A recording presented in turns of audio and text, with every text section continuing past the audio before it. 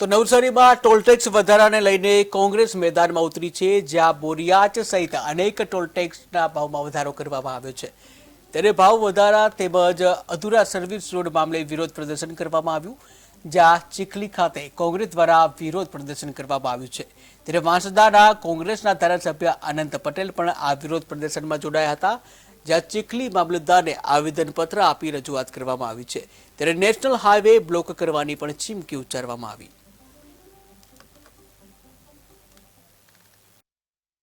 ચીખલી તાલુકા કોંગ્રેસ સમિતિ દ્વારા આજે જે બોરિયાચ નવસારીના ટોલટેક્સ તેમજ કામરેજ ટોલટેક્સ તેમજ વલસાડના ટોલટેક્સ દરેક જગ્યાએ ટોલટેક્સમાં ભાવ વધારો કરવામાં આવ્યો છે, એના વિરોધમાં અમે આજે આવેદનપત્ર આપ્યું છે।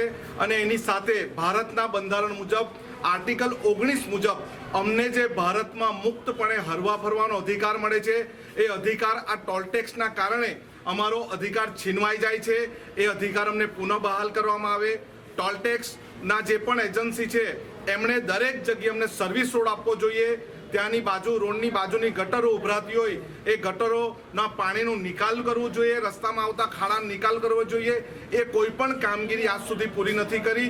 અમારી માંગણી જો નહીં પૂરી કરવામાં આવે તો હાઈવે 48 પર અમે ચક્કાજામ કરીશું અને મોટું આંદોલન કરીશું। ચીખલી તાલુકા કોંગ્રેસ સમિતિ દ્વારા આજે જે બોરિયાચ નવસારીના ટોલટેક્સ તેમજ કામરેજ ટોલટેક્સ